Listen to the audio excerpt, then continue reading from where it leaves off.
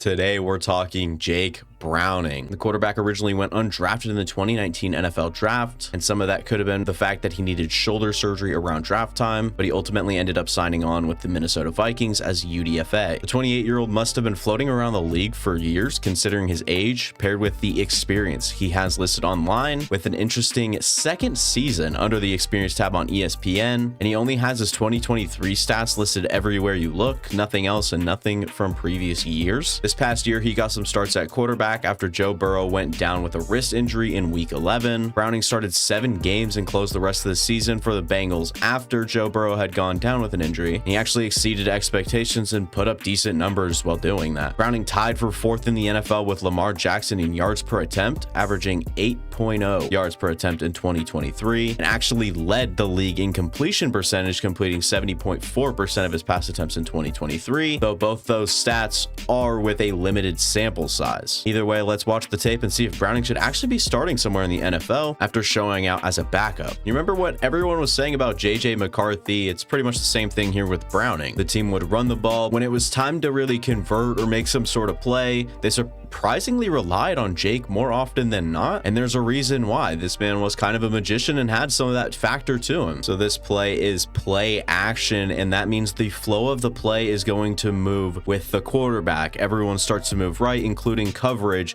So they have an edge rusher out there in Trayvon Walker, who's going to start trailing with coverage towards the side that the quarterback is rolling out to. And in this second angle, you can see he has that side contained, but it's just a great throw by Browning to layer it up and over Trayvon Walker and to exceed past that first down marker, let alone in the red zone as well. 3rd and 2 against the Kansas City Chiefs, who ended up actually being one of the better defenses in the league. Jake Browning, not needing much yardage here, is going to look to his left first, realizes it's a very congested area. You have 5 defenders all looking in that area. So he's going to flip to Jamar Chase, throw it up on a nice corner route as well, layer it over the underneath corner and the over the top safety, and convert on 3rd and 2 with a big play. Definitely didn't need a chunk of yardage there, but he still delivered and showed the ability to progress from first to second read in a big moment like 3rd and 2 against one of the better teams in the league. Again against the Chiefs, but this time it's 4th and 18. Hence the very relaxed coverage by the Chiefs defense. That being said, you have longer developing routes, but you have to make sure to have the recognition to fit these between. You have 87 who's working underneath, taking the defender away from where Tyler Boyd is turning. Tyler Boyd then starts crossing, and with anticipation, just a little bit, Jake Browning's able to have this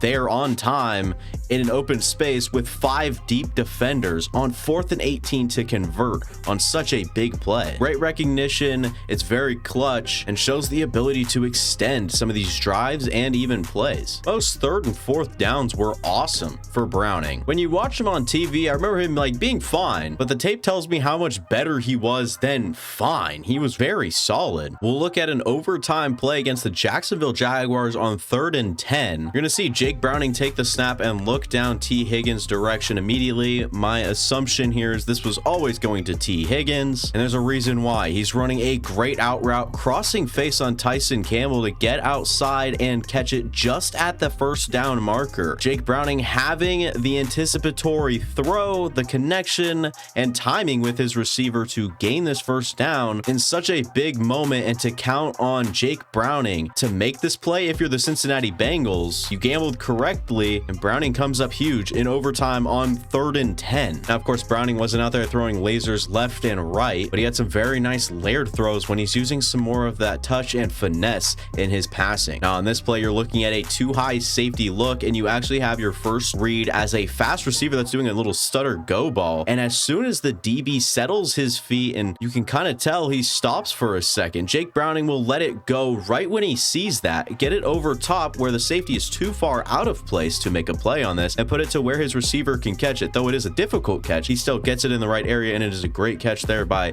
Andre Ayoshavage. But again, the ability to fit it over the corner and underneath the safety while still making a catchable ball, and this one even further down the field, is a great job by Jake Browning. So Jake Browning on this play facing faces a heavy front and with only one defender buzzing out, and you'll see his eyes lock onto his favorite target, T. Higgins. As this play progresses, the pocket closes in. He's going to throw with a tad bit of anticipation again, not a whole lot on this one, and he throws it with enough touch to get over the front defender that sat near the 40-yard line, but yet enough to still make sure T. Higgins gets this ball, use his body as a shield towards the middle defender. It's great placement to keep him in between coverage there, along with layering it over the middle defender and the over top defender. Browning actually showed the escapability and improv skills in difficult situations, and it stood out from time to time, and it looked like he got more comfortable using his legs the more and more he played. So on this play, you're seeing a pretty loaded box along with a very bunched up formation, and it's going to turn into an old-fashioned bootleg on play action, and you're actually going to have a free rusher off the right side. It ends up being Trayvon Walker to space that area out for the receiver, so he has space when he's making the designed catch. But what's so impressive about this play, Trayvon Walker doesn't hesitate even for a second and just chases after Browning. Browning, with very quick recognition, understands that he has a guy in his face and cannot extend on this bootleg, so instead he's going to readjust his feet, shoulders, body, everything, and adjust with a sidearm throw, still hit him perfect in rhythm,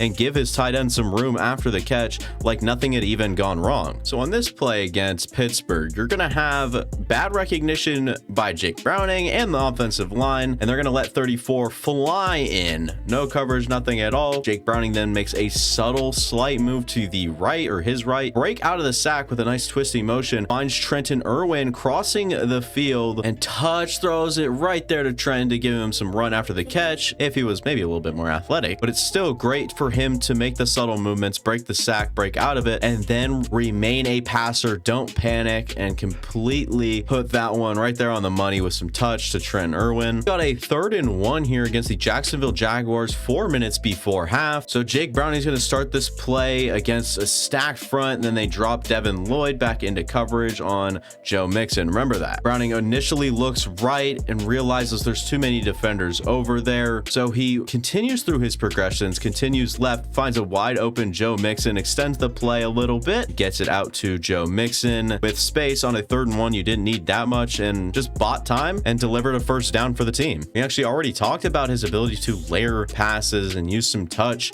and finesse on some of his throws as well, but I thought he flashed the ability to deliver on deeper throws, but at the same time have trust in his receivers to go up and get it if he just placed it in the vicinity. In the right places, obviously there's strategy to it, but I thought he did a nice job of balancing the both of delivering a nice deep throw and also just trusting his favorite target, T. Higgins, to go up and get it. And Jamar Chase, very talented receiver as well. Vikings pre-snap body language has a lot of blitz in it, and facing a Brian Flores Minnesota Vikings defense, you can count on a blitz, but you have Jamar Chase crossing in motion here, and he's working with T. Higgins on the same side of the field, stressing some of the defense. So you have a Caleb Evans, number 21, and his hips turned towards T. Higgins, and Metellus kind of flat-footed with backtracking at the same time, and so he's going to throw it up to Jamar Chase with absolute beautiful touch under the ball, and puts a lot of air under this one while getting drilled, mind you, and to get a Caleb Evans, catch him a little bit off and perfectly place the ball where Jamar Chase is going to track it down and get under it. It's a really nice play, especially when you're factoring in the blitz, the motion, the recognition, and the throw in general. Is just a very beautiful throw. Some might say it's luck, but